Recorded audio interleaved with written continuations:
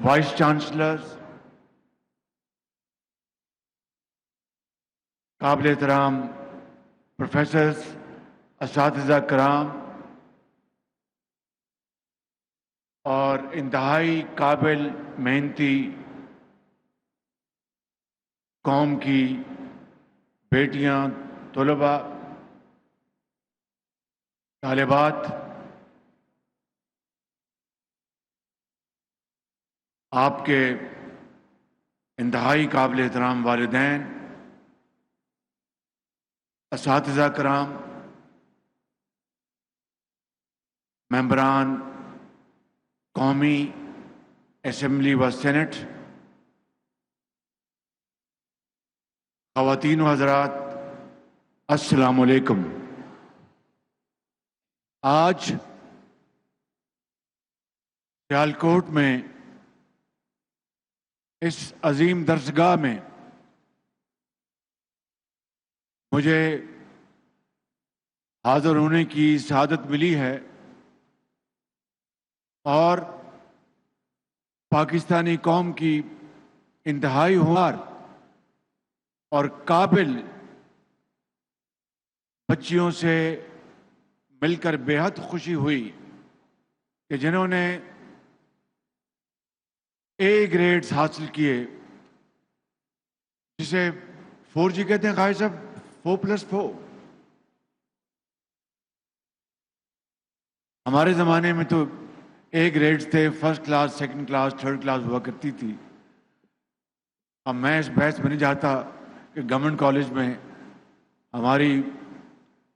کیا صورتحال تھی، لیکن وہ دن بہت شاندار دن تھے جب خواجہ محمد آصف، میاں محمد نواز شریف یہ مجھ سے کوئی کچھ سال آگے تھے اور میں ان کے پیچھے پیچھے تھا، تو ہماری رقابت اس زمانے سے ہے۔ کالج میں جو پڑھا وہ اللہ کا لاکھ لاکھ شکر ہے، لیکن میں سمجھتا ہوں کہ اس سے بھی زیادہ ہم تعلیم حاصل کر سکتے تھے، لیکن جو خدا نے عنایت فرمایا وہ دم غنیمت ہے۔ مگر آج میں اپنے زندگی کے تجربے کی بنیاد پر قوم کی بیٹیوں کو یہ کہنا چاہتا ہوں کہ یہ لیپ ٹاپس جو آپ کو ابھی جو آپ کے ہاتھوں میں تھمائے گئے، یہ آپ کی قابلیت، آپ کی محنت کا اعتراف ہے۔ یہ کوئی احسان نہیں آپ کے اوپر۔ آپ کے والدین نے جتنی محنت کر کے رزق حلال کی کمائی سے آپ کو پڑھایا لکھایا اور آپ کو آگے اور تعلیم دلوانے کے لیے دن رات وہ کوشاں ہیں۔ آپ کے اساتذہ کرام نے جتنی ارک ریزی سے آپ کو تربیت دی ہے، یہ اس کا نتیجہ ہے کہ آج پوری قوم نے دیکھا کہ آپ کو لیپ ٹاپ صرف اور صرف میرٹ کی بنیاد پر دیے گئے۔ یہ نہیں کہ آپ کا تعلق فیصل آباد سے ہے یا لاہور سے ہے یا کسی اور شہر سے ہے یا کراچی سے ہے یا آپ کا تعلق فلاں قبیلے سے ہے یا آپ کی سفارش فلاں MNA کی وزیر کی ہے۔ قطعاً اس کا دور دور تک کوئی شائبہ نہیں ہے۔ یہی وہ پالیسی ہے جس نے دنیا کی بے شمار قوموں کو اوج سریا تک پہنچایا، اور یہی وہ پالیسی ہے جو پاکستان کو مشکلات سے نکال کر، چیلنجز سے نکال کر ایک عظیم قوم بنائے گی۔ یہ لیپ ٹاپ کا پروگرام 2011 میں نواز شریف کی لیڈرشپ میں ہم نے پنجاب میں اس کا آغاز کیا، اور لاکھوں لیپ ٹاپ پنجاب کے طول و عرض میں صرف اور صرف میرٹ کی بنیاد پر تقسیم کیے گئے، اور دوسرے صوبوں کو بھی ہم شامل کیا کرتے تھے۔ حالانکہ ہماری جو ذمہ داری پنجاب کی تھی، لیکن پنجاب پاکستان نہیں ہے۔ پاکستان بنتا ہے 4 صوبوں کے ملاپ کے ساتھ، پاکستان بنتا ہے آزاد کشمیر اور گلگت بلتستان کے ساتھ۔ لہٰذا پنجاب میں جب میں خادم تھا تو میری یہ ہر وقت سوچ تھی کہ ہر کام میں ہم پاکستان کے دوسرے حصوں کو اس میں حصہ دیں۔ یہی پاکستان کی ترقی، یہی پاکستان کی رفتار، یہی پاکستان کی خوشحالی کا راز اسی میں مضمر ہے۔ بزرگوں اور بھائیوں اور نوجوان ساتھیوں اور قوم کی بیٹیوں، میں آج آپ کو یہ کہنے آیا ہوں کہ یہ 1 لاکھ لیپ ٹاپ کا منصوبہ، اس کا تعلق 2000 یعنی جو فائنینشیل ایئر ہے 2022-2023 جس کا اختتام 30 جون کو ہو گیا، یہ لیپ ٹاپ 1 لاکھ لیپ ٹاپ کا تعلق اس سے ہے۔ اس سال 2023 اور 24 میں 1 لاکھ لیپ ٹاپ اور رکھوائے گئے ہیں۔ لہذا ابھی جو تقسیم جاری ہے یہ پچھلے سال کی ہے، 2022 اور 23 کی، جس کا اختتام 30 جون چند دن پہلے ہوا ہے۔ ہوا یہ جو وائس چانسلر فرما رہے تھے، بالکل ٹھیک فرما رہے تھے کہ انتہائی مالی مشکلات تھی۔ ہماری پرائورٹی صرف 3 چیزوں کی تھی جو باہر سے ہم نے اشیاء یا سامان امپورٹ کرنا تھا۔ نمبر 1 خوراک کی اشیاء، نمبر 2 ادویات اور یہ جو میڈیکل ایکوپمنٹ، اور نمبر 3 ایکسپورٹس۔ بھائی صاحب یہی تھی 3 جی سوری، اور پیٹرولیم یعنی تیل، جو کہ اس کے بغیر گزارا نہیں ہے۔ میں آج اس کے اوپر بھی ذرا بات کرنا چاہوں گا۔ تو یہ 3-4 ہماری ٹاپ پرائورٹیز تھی۔ اس کے علاوہ ہمیں اتنے ہمارے چیلنجز تھے، مشکلات تھی کہ ہم انڈسٹری، چاہے وہ آٹو موبائل ہے، چاہے وہ گلاس فیکٹریز ہیں، چاہے وہ انجینئرنگ فیکٹری ہے، چاہے وہ کوئی اور فیکٹری ہے، اس کے لیے جو ان کی ضروری را مٹیریل، خام مال کی امپورٹس کا تعلق تھا، بہت ہمیں مشکلات تھی۔ مگر میں جانتا تھا، مجھے اس کا علم ہے کہ بچوں کو ان کی اگر تعلیم کو ہم فروغ دینے کے لیے وسائل مہیا نہیں کریں گے، ان کے لیے مطلوبہ جو ماحول وہ پیدا نہیں کریں گے، پاکستان کبھی ترقی نہیں کر سکتا۔ یہ 45 ملین ڈالر جو کہ عام حالات میں کوئی بہت بڑی اماؤنٹ نہیں تھی، مجھے اس کے لیے بہت دقت پیش آئی اور میں وزیر خزانہ کو دوش نہیں دے سکتا تھا۔ ان کے لیے ہر وقت ہر لمحے کوئی نہ کوئی انڈسٹری، زراعت کی طرف سے ڈیمانڈ تھی کہ اگر یہ نہ ملی امپورٹ کی اجازت تو دم توڑ جائے گی، صنعتوں کی چمنیوں سے دھواں نکلنا بند ہو جائے گا، وغیرہ وغیرہ۔ میں بہت شکر گزار ہوں وزیر خزانہ کا کہ بالآخر انہوں نے 45 ملین ڈالر مہیا کیے، اور یہ 1 لاکھ لیپ ٹاپ ہم نے باہر سے امپورٹ کر کے آج آپ کے حوالے کیے۔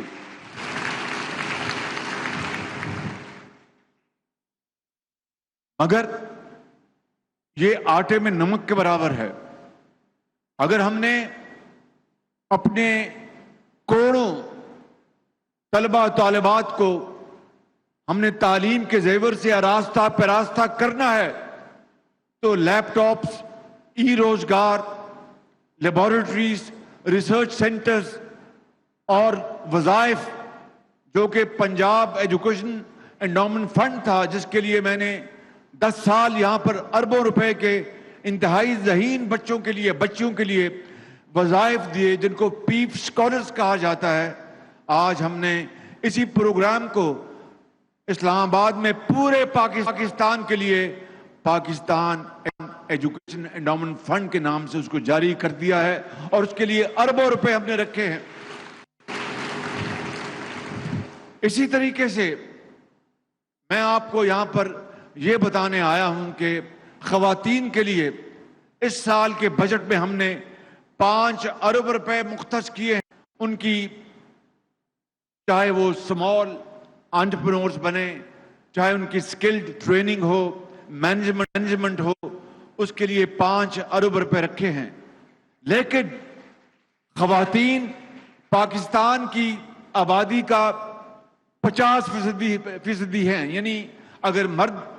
50% ہیں تو خواتین بھی 50% ہیں۔ میں سمجھتا ہوں کہ کوئی قوم صحیح معنوں میں ترقی کے پہیے کو برکفتاری سے آگے نہیں چلا سکتی جب تک کہ اس قوم کی خواتین اس کا بھرپور حصہ نہ بنے، اور اس کے لیے آپ کو ہم نے جتنے بھی وسائل ہیں وہ ہمیں مہیا کرنے چاہیے۔ مگر ایک بات میں کروں گا پھر آگے بڑھوں گا کہ مجھے اس کا علم ہے کہ جب میں پنجاب میں خادم تھا تو مجھے علم ہے کہ ایک قوم کی بیٹی کو کنگ ایڈورڈ میڈیکل کالج یا اور دوسری جو درسگاہیں ہیں، طبی جو یونیورسٹی ہیں، کالجز ہیں، ایوریج سرکاری میڈیکل ایجوکیشن سینٹرز کی بات کر رہا ہوں، ایوریج اس زمانے میں 7 لاکھ روپے لگتا تھا، اب تو اس کی لاگت بہت بڑھ گئی ہے۔ یہ قومی وسائل سے سبسڈائز تعلیم قوم کی ہزاروں لاکھوں بچوں اور بچیوں کو ان سرکاری میڈیکل سکول میں ملتی تھی۔ لیکن ہوتا کیا ہے، جہاں پر ہماری قوم کی بیٹیاں ڈاکٹرز بن کر دکھی انسانیت کی بھرپور خدمت کرتی ہیں اور ان کے لیے دن رات ہسپتالوں میں وہ اپنی خدمت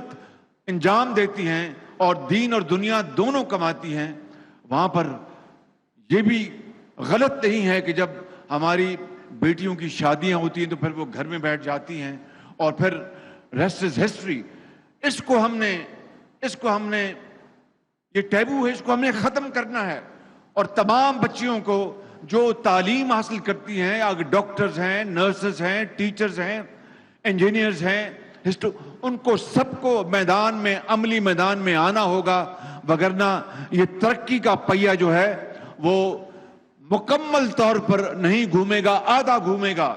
آپ رشیا چلے جائیں، آپ امریکہ چلے جائیں، اب آپ مڈل ایسٹ چلے جائیں، سعودی عربیہ چلے جائیں، آپ یو اے چلے جائیں، وہاں پر خواتین، یعنی ایک نئی دنیا آباد ہو رہی ہے، ایک انقلاب آ رہا ہے کہ خواتین مردوں کے شانہ بشانہ خوشحالی اور ترقی کے اس عظیم منصوبے میں دن رات وہ کام کر رہی ہیں، شاندار انگریزی بولتی ہیں، وہ انجینئرز ہیں، ڈاکٹرز ہیں، سائنٹسٹ ہیں۔ میں آج آپ کو اس تقریب کے حوالے سے یہ پیغام دینا چاہتا ہوں کہ کوئی بھی حکومت ہو، آج ہماری حکومت ہے جو کہ اگلے ماہ وہ اپنا مدت مکمل کر لے گی، اور مدت مکمل ہونے سے پہلے ہم انشاءاللہ جائیں گے اور نئی انٹرم گورنمنٹ آئے گی، اور اس کے بعد الیکشن میں اللہ تعالیٰ جس کو بھی موقع دے اس حکومت کا فرض ہوگا کہ وہ تعلیم کے میدان میں وہ وسائل کی کوئی کمی محسوس نہ ہونے دیں۔ اگر ہمیں رب تعالیٰ نے موقع دیا نواز شریف کی لیڈرشپ میں، یہ اللہ تعالیٰ کو علم ہے، لیکن اگر ہمیں موقع دیا تو میں آج زندگی رہی تو آپ سے اور آپ کے توسط سے، ان کیمراز کے توسط سے پوری قوم سے وعدہ کرتا ہوں کہ نواز شریف کی لیڈرشپ میں تعلیم کے میدان میں ہم اس انقلاب کو جو 2011 میں شروع کیا تھا اس کو پایا تکمیل تک پہنچائیں گے، اور ہر بچی اور بچے کو لیپ ٹاپس کے جھولی میں دیں گے انشاءاللہ۔ اس کے بغیر قومیں ترقی نہیں کر سکتی۔ آج یورپ اور اسلامک ورلڈ میں جب کوئی کمپیریزن ہوتا ہے تو یورپ کی درسگاہیں، Cambridge university, Oxford university, London school of economics and so on so forth, امریکہ کے لے لیں، جرمنی میں ہائیڈلبرگ یونیورسٹی اور بے شمار یونیورسٹیاں، ہمارے ہاں بھی خدا تعالیٰ کے فضل و کرم سے بڑی مشہور اور نامور یونیورسٹیاں ہیں، لیکن کمپیریزن کیا ہوتا ہے کہ آکسفورڈ یونیورسٹی 1000 سال پرانی، اور وہ جہانگیر کا مقبرہ، وہ تاج محل، یہ ہے وہ فرق، یہ ہے وہ تفاوت جس نے اسلامی دنیا کو یورپ کے مقابلے میں بہت پیچھے چھوڑ دیا، وگرنہ اسپانیہ میں مسلمان 700 سال وہاں پر حکومت کی، اور اس کے بعد جب ضعف آیا، کمزوری آئی، تو پھر سلطنت عثمانیہ بھی بالکل زمیں بوس ہو گئی، اسپین بھی آزاد ہوا، وہاں پر مساجد کو کس طرح انہوں نے کلیساؤں میں کنورٹ کر دیا، حتیٰ کہ وہاں پر جو مسلمانوں کا جو کلچر تھا اس کے نام و نشان مٹا دیے۔ تو میں یہ آج کہنا چاہتا ہوں کہ وہ زمانہ تھا جب مسلمان دنیا پر حاوی تھا اپنے علم کی بدولت، مگر آج ہم دیکھتے ہیں کہ ہم ہر کام کے لیے مغرب کا رخ کرتے ہیں مجبوراً۔ میں آج یہی میرا پیغام آپ قوم کی بیٹیوں کے لیے، اساتذہ کرام کے لیے، وائس چانسلرز اور تمام یہاں پر بیٹھے پولیٹیشین کے لیے، کہ تعلیم ہی اسی میں ہماری ترقی کا راز مضمر ہے۔ میں سمجھتا ہوں کہ اس کے بغیر ہمارا گزارا نہیں۔ ابھی ہم نے IMF کا معاہدہ کیا ہے، میں لاہور میں بتا کے آیا، آپ سے بھی یہ بات شیئر کر لیتا ہوں۔ آج آپ نے اخبارات میں پڑھا ہوگا کہ تیل اور پیٹرول کی قیمتیں کم ہو گئی ہیں۔ یہ دنیا میں تیل کی قیمتیں کم ہونے سے کمی نہیں آئی، یہ IMF کا جو معاہدہ ہوا ہے اس کے نتیجے میں روپیہ مستحکم ہوا ہے، ڈالر وہ سستا ہوا اور روپیہ مستحکم ہوا، یعنی روپے کی جو قدر ہے اس میں اضافہ ہوا، لہٰذا وہ جو گیپ ہے وہ ریلیف ہم نے عام آدمی کو دیا کل رات۔ تو جب معیشت مضبوط ہوگی تو پھر قرضے نہیں لینے پڑیں گے، اس کے لیے زراعت ہے، اس کے لیے IT ہے، اس کے لیے ٹیکسٹائل ہے، اور یہ سارے میدان، یعنی آسمان از the limit۔ شرط یہ ہے کہ ہم محنت کریں، محنت کریں اور محنت کریں۔ میں آخر میں اقبال کے اس شہر میں اقبال کے عظیم سپوتوں اور اقبال کے جو فالورز ہیں ان کی نظر یہ شعر کہہ کے اپنی بات ختم کرتا ہوں۔ اقبال یوں فرماتے ہیں کہ خودی کو کر بلند اتنا کہ ہر تقدیر سے پہلے، خودی کو کر بلند اتنا کہ ہر تقدیر سے پہلے خدا بندے سے خود پوچھے بتا تیری رضا کیا ہے۔